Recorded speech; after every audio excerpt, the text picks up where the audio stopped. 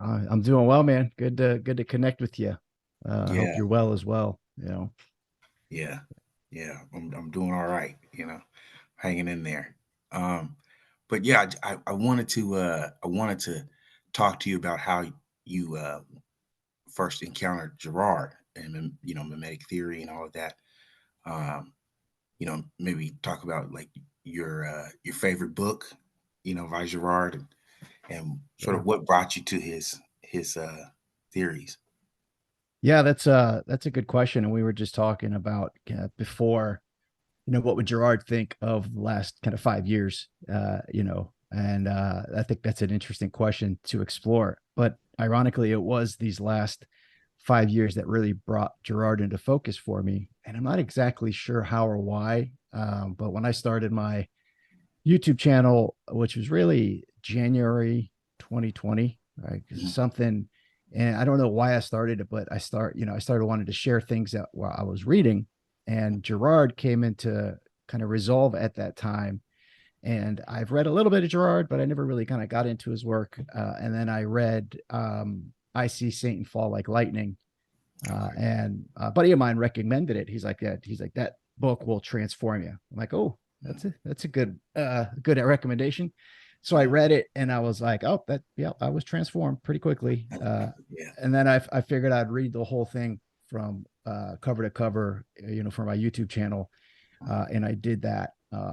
And what brought me to him? I mean, he's just I've been intellectually curious into philosophy, postmodern philosophy, for 15 years. Mhm. And so was Girard. And Girard was really into literary critique, psychoanalysis, before he really came across his reading of the scripture. And, Mhm. and then his reading of the scripture and his conversion after being such an intellectual, a French intellectual at that, Mhm. to encounter the gospel and then be converted to Christianity is quite profound, right? Mhm. Other Mhm. thinkers I was reading at the same time, like Marshall McLuhan, who is a Right. polymath, and he had a similar experience where he was pretty much Catholic from early on. But I was like, it's just started to getting into the church fathers and just reorienting myself back to my faith. And Mhm. these thinkers and writers played a huge role in allowing me to take seriously the gospel. Yeah. I'm just eternally grateful for that as well. Mhm. Because it's not like I don't have to be intellectually dishonest, or I don't have to have this thing in between my intellectual pursuits and my Christianity. Right. There's no problem there anymore, Yeah. which is a wonderful thing. Yeah. Yeah. Yeah. So what, if I may ask, what about the work of I See Satan Fall Like Lightning? Was it sort of just everything in there that spoke that kind of gave you that sort of conversion moment, or what were there particular things that you were looking at that um, spoke to that? Or, Yeah, it's interesting too. You could actually see my conversion on YouTube and on my channel. If you watch okay. my videos, you can actually see it. It's the craziest thing. I didn't really understand it. That was what's happening. But that book, the title alone, I See Satan Fall Like Lightning. It's like, whoa, Mhm. okay. Well, what does that Yeah. mean? And then it's from a gospel reading by Saint Luke of Satan falling onto earth, right? Mhm. Where he wasn't defeated Mhm. totally yet, right? He's on earth and he holds reign, right? Right. And then the idea, I was really into from a psychoanalytic perspective, the role of desire in human relationships and in my own battles with addiction and mental health issues. Like, Mhm. what is human desire? And that's probably the main theme uh, of that's been paid attention to in the 20th century by psychoanalysis, Mhm. Freud, Mhm. Lacan, those guys, and his take on desire being inherently mimetic, Mhm. right? And Mhm. how you can read the history of civilization as the kind of legislating of desire through societies, and this mechanism of mimetic desire leading to a scapegoat process, right? Mhm. Which reorients particular community back to a sensible peacetime, right? Even Yes. though it's not real, but it Yeah. did have that effect of bringing peace for a short period of time. And the Right. idea that Christ's death and resurrection short circuited that process just was extremely compelling to me, because I'm like, Yes. how is that a good thing if we don't have at least the scapegoat process to give us a sense of peace? Now what? Right. And that's Right. when you get into the apocalyptic nature of Christ's, Mm-hmm. mission. And as Girard was saying in his later work, how we're going to see the amplification and the increase in rapidity of these mimetic clashes that, Mm-hmm. and now you don't even see the peace come anymore. Like you saw with the Right. Trump protests, George Floyd, and all that, it doesn't even lead to a sensible peace. So you see things kind of ramping up, Yeah. Yeah.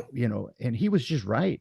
Like looking Yes. back at it, it's like, oh, he was more than right. And then, Yeah. it gives you a sense of hope Mm-hmm. in what looks like a dire situation. Yeah. But the sense of hope it's not really clear. And I have this, maybe I can read this paragraph or two here Please. from Yeah. the end of Things Hidden Since the Foundation of the World. Yeah. It's like two paragraphs here. Okay. So here he's going to talk about like there's no more programs to Mm-hmm. kind of he just goes about looking about the critique of deconstruction and postmodernism, how it took all of the great narratives and writers and deconstructed them, Mm-hmm. but that didn't really pan Mm-hmm. out. And then what he says about, he talks about his encounter with the Gospels after reading these deconstructionists, I think is pretty good way to start here. So he says, what is important above all is to realize that there are no recipes. There is no pharmacon anymore, not even a Marxist or a psychoanalytic one. So pharmacon is a Greek term which means it's both a cure and a poison, like a Right. pharmacy, right? Right. So a Right. pharmacy, you go and you could take a drug, you take too much of it or die if you take Yes. just the round amount, So he's saying there's no silver bullet. He says Mm-hmm. recipes are not what we need, nor do we need to be reassured or need to escape from meaninglessness. However large part of sound and fury signifying nothing there may be in public and private suffering, in the anguish of mental patients, in the deprivations of the poor, and in the rivalries of politics, these things are not lacking in significance, if only because at each moment they are open to the ironic reversal of the judgment against the judge that recalls the implacable functioning of the gospel law in our world. We must learn to love this justice, which we both carry out and fall victim to. The peace that passes human understanding can only arise on the other side of this passion for quote unquote justice and judgment, which still possesses us, but which we are less and less likely to confuse with the totality of being. And then last section, he says, I hold that truth is not an empty word or a mere effect as people nowadays. I hold that everything capable of diverting us from the madness and death from now on is inextricably linked with this truth. But I do not know how to speak about these matters. I can only approach texts and institutions, and relating them one to another seems to me to throw light in every direction.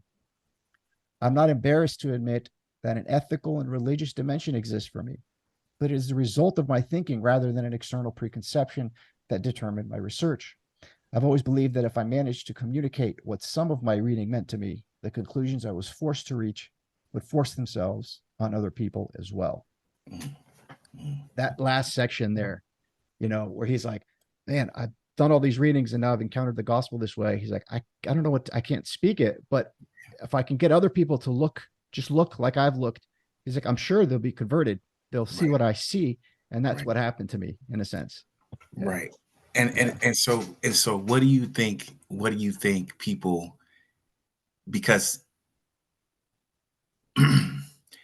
I think in our day and age, right, like in our society, um, particularly in the West, right, there has been that large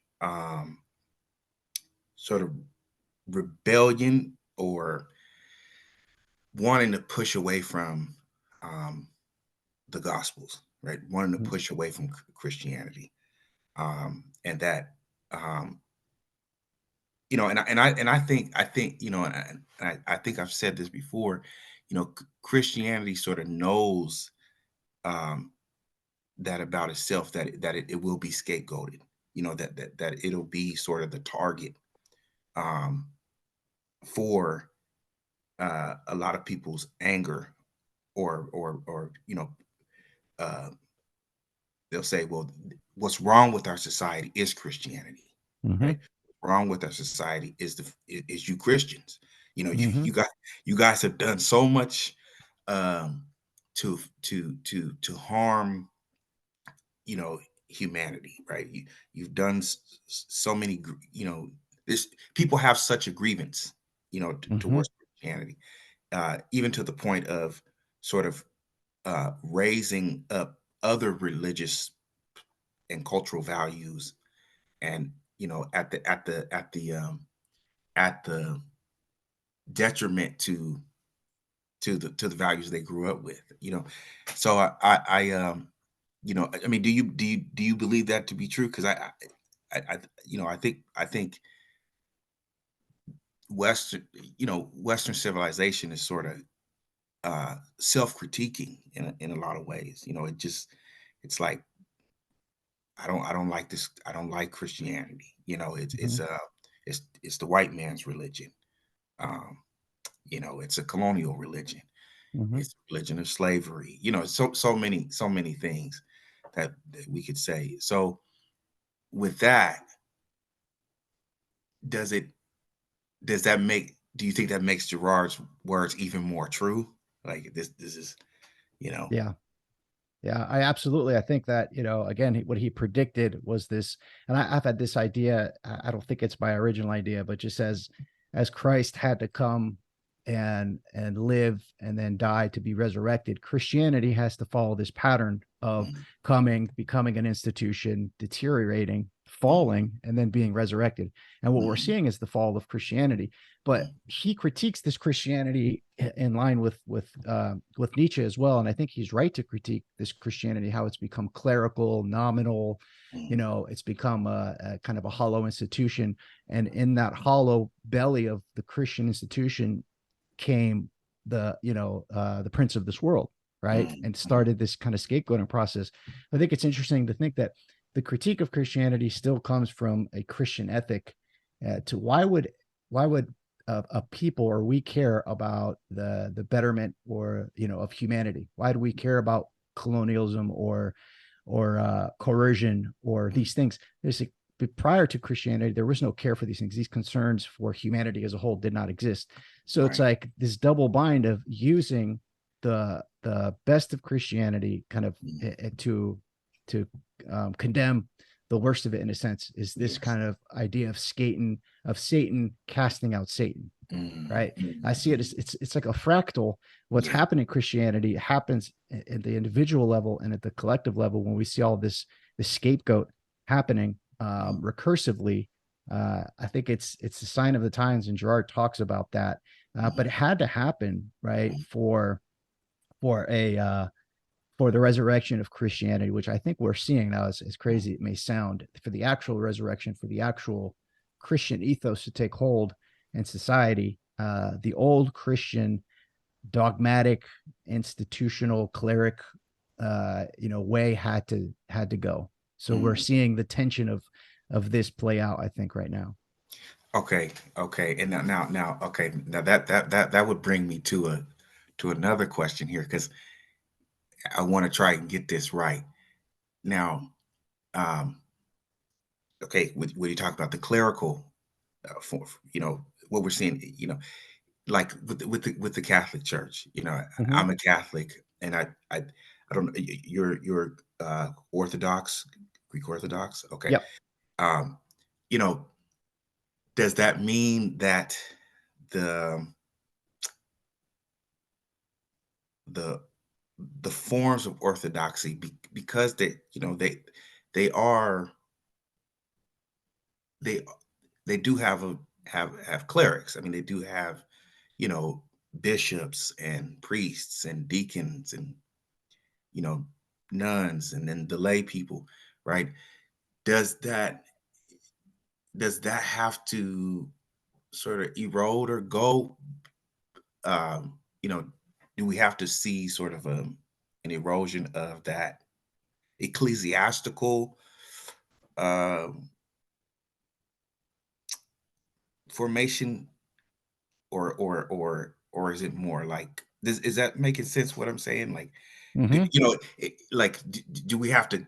does everybody have to sort of become like Protestant in a way, or something like that, Yeah. or do you mean something, or does that mean something else? Does, No, I think the structure in itself of having the structure of Christianity and the church on earth is not what the problem is, right? But mm, it's the idolizing the clerical, the normative nature, like having Christianity be just a moral handbook or moral tools to be a mm, good person. That's mm, part of it, right? But the thing that's missed is, the relationship with Christ, and a reorientation, a metanoia, a repentance, a reorientation towards God, towards Christ. That is what's missing, right? So mm, we've got the rules, the regulations, the laws, like all of that has been formalized into institutions, right? But mm, then mm, we rarefy these institutions and these formalizations, and we forget about the core of the Christian message, which is transformation of mm, the human heart, mm, individually and then collectively. That's the part that I think has been that has eroded, that is coming back now. So we're seeing kind of mm, the ethos, the structure. I don't know if that means that that the ecclesiastical structure needs to be disbanded. I don't think so. mm, But I think this more ancient originary kind of Christian ethic has to come to the fold, and I think that's happening. And the reason, I mean, I was Orthodox born and raised, and I went to church, since I was until I was about 12, and then I fell away. mm, And what's interesting is all the readers that I've read, like people have contended with all types of Christianity, but Orthodox Christianity, the writings of the fathers, have just been translated into English mm. really in the last 50 years. It's Wow. crazy. So all Okay. this stuff is pouring in, right? And Yeah. we get the church fathers, which Mm, the church fathers have thought about these things that we're seeing for 1,000 to 2,000 years, right, since mm, Christ was here. mm, And you can see how the church has defended itself against heresies, has defended itself against invasions and all this stuff. And mm, for all of that, for 2,000 years, for the church to still be standing after all that is really a profound thing. So I don't yeah. think it's necessarily the ecclesiastical structure. I think it's the corruption of this structure and this rarefication of the structure Mm, that has to reorient itself. I think we have to go back to the fundamental nature of following the logos of Christ, of the divine and the human Christ being mm, made manifest on this planet. He gives us the model, right, mm, to follow mm. in order to transform the human heart. So I don't know if Yeah. that answers your question, but Yeah, yeah, it does. I think one part of this, you know, uh, especially, you know, coming from the West, is that when we think about Christianity in a lot of ways, uh, we we we we oftentimes think about a theology. You know, we think mm-hmm, about the divinity of Christ, right? And sort of l- leave out the anthropology that's going on, or the human nature of Christ. You know, his life here on earth, and I think that's sort of the the problem, you know, that we have here, is that we don't want to think about how Christianity works on a in an anthropological way, right? Like for me, you know, I came I when I started reading Girard, I started reading him from an anthropological lens. You know, I was really interested in uh, you know, well, my favorite book, Violence in the Sacred, you mm-hmm, know, and I wanted to know all about the whole thing of the sacrificial mechanism. You know, why all these societies, you know, in different parts of the world, why they all had some form of sacrifice, you know, or you know, what was this thing about, like, why do they practice cannibalism? You know, that's such a strange or very um you know, it just, you know,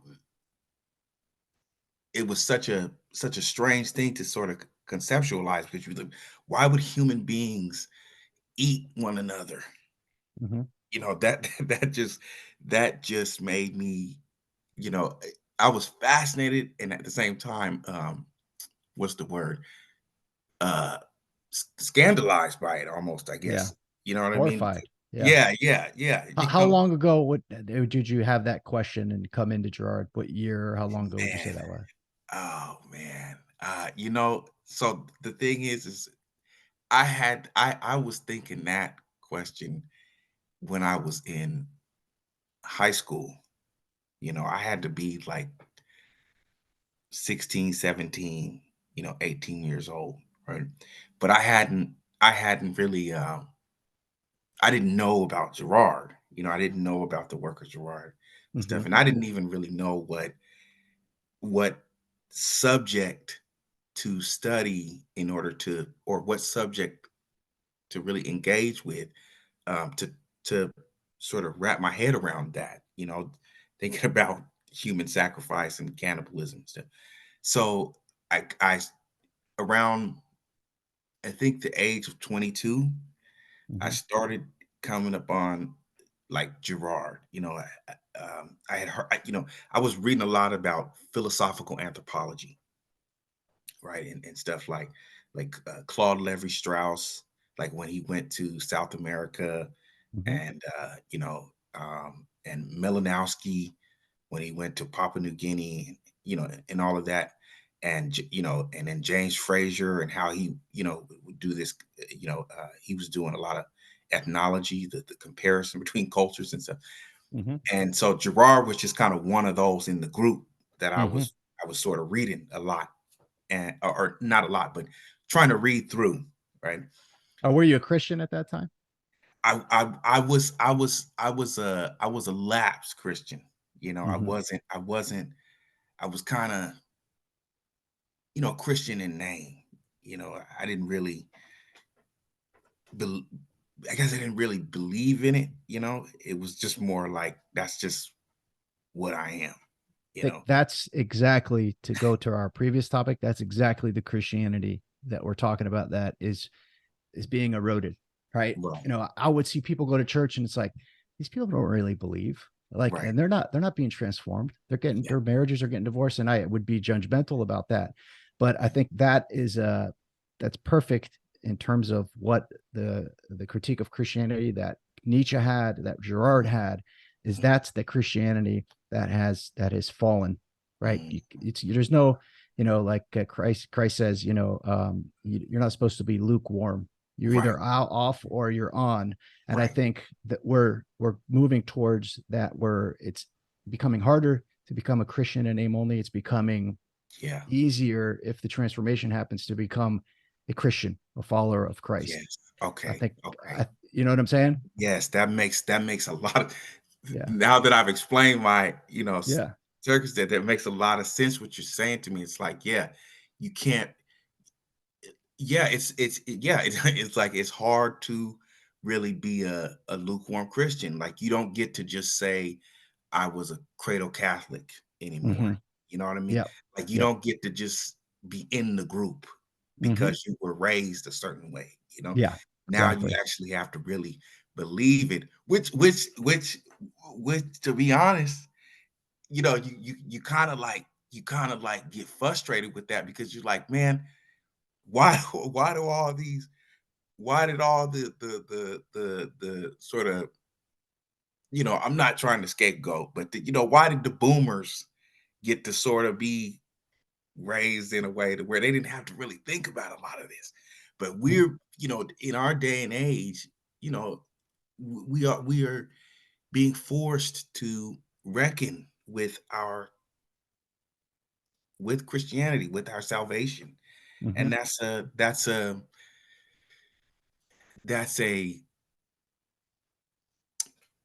it's a dish, I don't know how to say it. It's a disheveling kind of feeling because you're like, man, I'm scared. Mhm. I don't.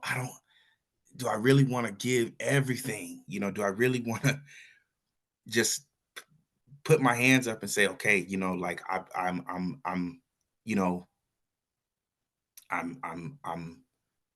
I'm giving it all. Like I'm really want to be in this, and I really want to follow Christ, and you know, uh, imitate, that same, spirit. But it's like the same time, the world is so, you know, so desirable. There's so many things that that you desire, and I know it's because, well, you desire because other people are, desiring, or they're or they're directing you in that direction. Like, you should desire to Hmm. want to have, you know lots of relationships. You should desire money, and Hmm. fame, wealth. You should desire, you know whatever it is. And that, it's like, what did Paul say? He said, uh uh you know or no, Jesus said that the spirit is willing, but the flesh is weak. Hmm. know? And then Paul said, he said, that that I that that I that I that I should do, I do not, Hmm. and that I shouldn't do, I constantly find myself doing. You know, it's like that. Christians from the get go already knew that, like, yeah, you're gonna this is gonna be like a struggle. You're gonna Hmm. struggle with this. And now that you say it, it's like it makes so much more sense. Like, yeah, now you can't really be a closet Christian anymore. You No. know, you No, don't get to, yeah, yeah. that's not an, we're in a meaning crisis, and Gerard, pointed that out as well. Like, to be a Christian in name only doesn't alleviate the pain caused from the meaning crisis. It doesn't Mm, work anymore. So you have to be transformed, and the thing is, it's hard. It's the hardest thing to do. mm, It's not like you just, all right, now I believe and yeah, everything's going to turn out fine. You yeah, really have to do the work mm, of metanoia, right? mm, Of transforming, and that happens slowly yeah, over long periods of time. We're in this kind of spiritual a la carte society now, where it's like, oh, Buddhism, I could mhm, just meditate, and then I'll have mhm, this. I take a little bit from here. I have my little, a little bit here, a little bit here, and I just waiting for that transformation to happen. It mhm, doesn't happen. It happens over time as you cleanse the heart, right? And yeah, as you reorient, as you pray, as you follow Christ's commandments, as you take the sacraments, right? It happens slowly over time. Space and time is created in the heart for more of the Holy Spirit to come in and dwell within mhm, you.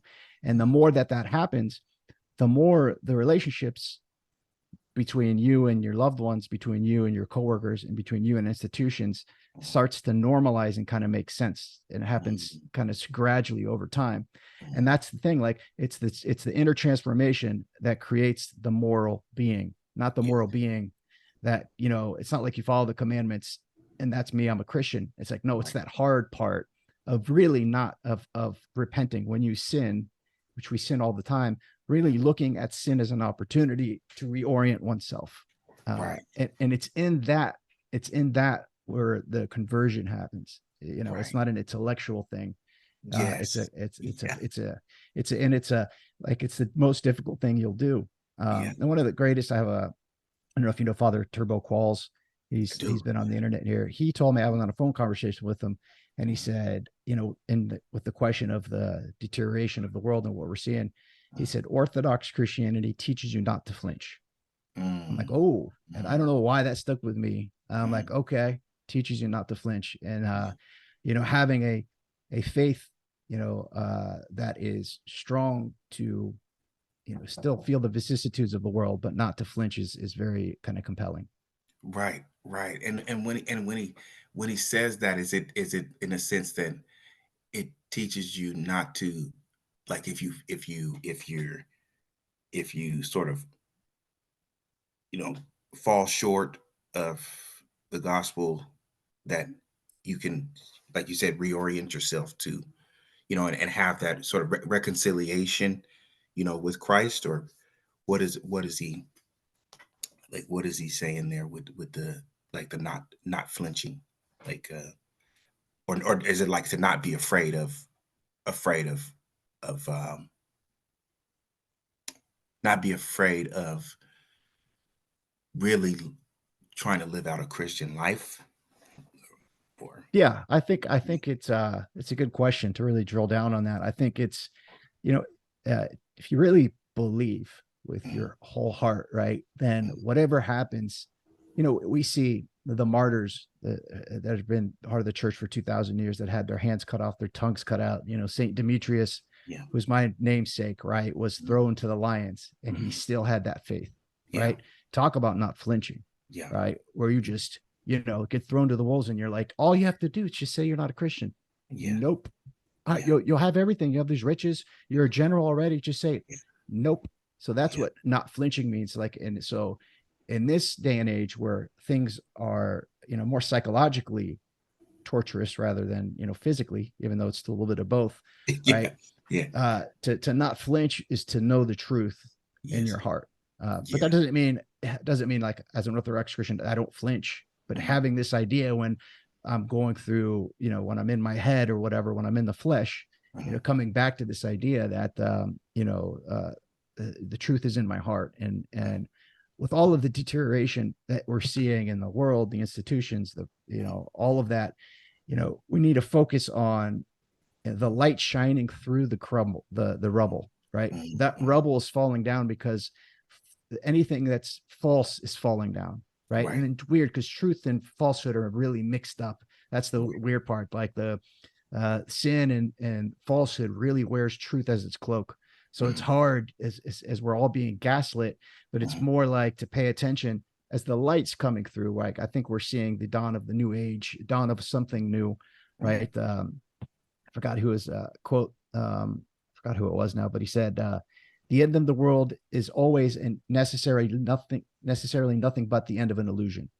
The end of mm, the world is always and necessarily nothing but the end of the illusion." So we're mm, seeing the illusion crumble, but we've been right, part of that illusion, right? yeah, It's uncomfortable, right? yeah, But what it's crumbling because the truth is shining in, and we need to yes, focus on the light shining through the cracks of the rubble rather than the rubble, right? So I right, think right, that idea of not flinching and reorient towards the light coming through rather than the the complete kind of collapse that we're seeing here. And then ultimately it's about, not fearing death. yes, None of us get out alive. yeah, None of us get out alive, yeah, right? So it's like, what are we so worried about? yeah, One yeah, thing, I mean, I'm not even saying if you have the faith right now, but none mhm, of us get out alive. And right, we're all here in very interesting times, which are mhm, challenging and difficult, but they're opportunities for transformation. mhm, Not flinching, I think, is being able to come back to that realization, mhm, even for a split second when mhm, things are tough. Because it's yeah, not just the thing that's there always, right? right. It's about being able to find that again and be like, oh, okay, and kind of reorient you. Yeah. Yeah.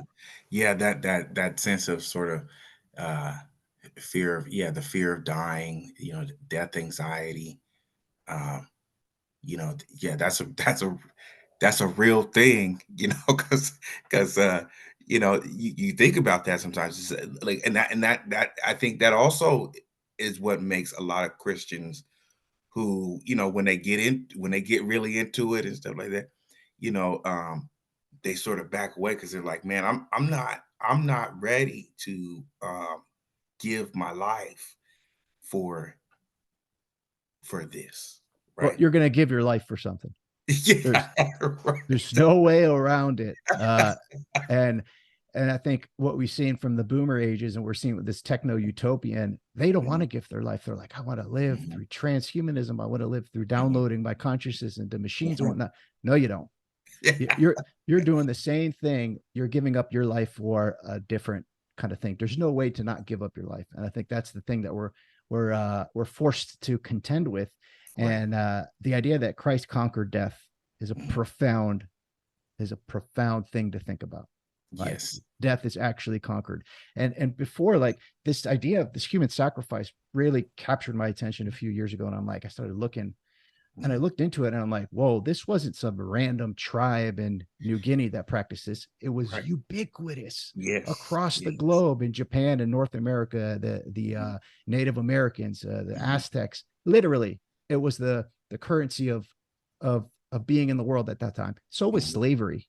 You know what I'm Mhm. saying? Slavery Mhm. wasn't even a concept to look at. It just was the way things were. It was the water we were Right. swimming in. Same Right. thing with human sacrifice. And this idea really, it hit me where, the Gospels brought us from, the sacrifice of animals Mhm. to incense, right? And the Mhm. idea, the gospel story of Abraham and Isaac, Mhm. where I remember previously reading that, I'm like, wow, would God even pretend to want, Abraham to sacrifice his Yeah. son? And then right before he does it, God says, stop, Right. stop. It is finished, right? Right. And the idea that Christ came, sacrificed himself for us to eat of him, Mhm. right? His blood and his body. Stop Mhm. eating each other.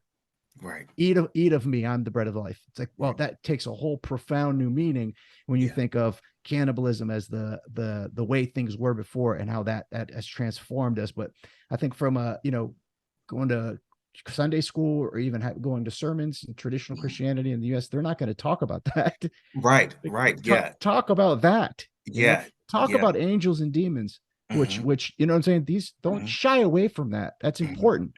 Yeah. And I Yeah. think we've come into a world now where these are normal conversations to have about angels and demons with normies all over the place, like people at Right. the store, people at work, just Yeah. completely comfortable having these conversations, where before, even 10 years ago, there's a one buddy that you maybe have this conversation with. Now everybody's like, oh yeah, I totally I Yeah. totally believe in it. Yeah, it's like literally it's literally all over the internet now. Like It's wild. everybody, even if I mean, because they're so interesting. I mean, I'll see like you know, a Catholic priest, and they'll be talking about I think there's one called Father Rippinger or something like that. But I mean, they'll be talking about that. Just face value, like, yeah, no, this is real. Hmm. You know what I mean? We wrestle not against flesh and blood, but against principalities, and also, the cannibalism thing, when you look at the gospels, Jesus, when he says that, unless you eat of my flesh and drink of my blood, you shall not, enter, I think it's you shall not enter into the kingdom of heaven or something like that. And the people who are around him, they say, "Well, this is a hard saying, what he's saying, who can listen to that, Yeah. And so, so many of the people that were following him, they've left, and then Jesus said, and you, will you leave me too? His disciples, and they said, we're with you, we believe it, and when you think about that, that whole, and that is what I think that is what turned my direction to focus more on Girard rather than Hmm. all these other, anthropologists and philosophers. Um, Yeah. Could you well, imagine being around at that time and being like, you hearing all these parables, and then yeah, he says that, and you're like, what did he say? Did I hear yeah, that right? I'm gonna eat. yeah. It's just I'm I'm like, okay, all right. I'm gonna head out. And yeah, yeah, the funny part, or the ironic part, and the beautiful part is his closest disciples, his right, closest disciple, Peter, turned mhm, on him, and that yes, had such a profound effect on me that my podcast, the Rooster's Crow podcast, mhm, was inspired by a reading of Girard, of the moment that Peter realized, after the rooster crowed three times, realized that mhm, he denied the truth. He denied Christ, his closest follower, right? yeah, And yeah, that singular moment was simultaneously the worst moment of his life, yes, right? yeah, And the best moment of his life, because right, it was the point of metanoia. It was the point of repentance. It was the point right, of reorientation.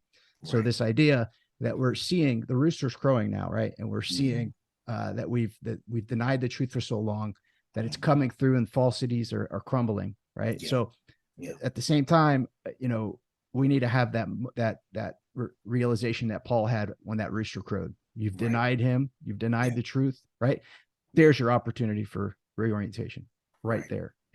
right, Yeah. right, yeah, yeah.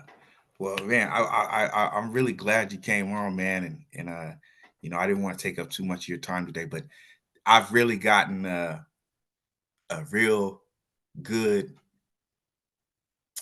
you know, I think I can carry this with me, for for the rest of the week and Likewise. even longer. You know what I mean? Yeah. So I Likewise, man. yeah, I really appreciate this, and hopefully I can, have you on again soon, man. Yeah, we'll do it. We'll do Yeah. it, man. Thank you, man. All I right. appreciate it. Love talking Yeah. about this stuff with like-minded, like-hearted people. And I wish you the best and God bless. And until next time. Thank you. Same to Yeah, you, man. brother. All All right, dude. right. See ya.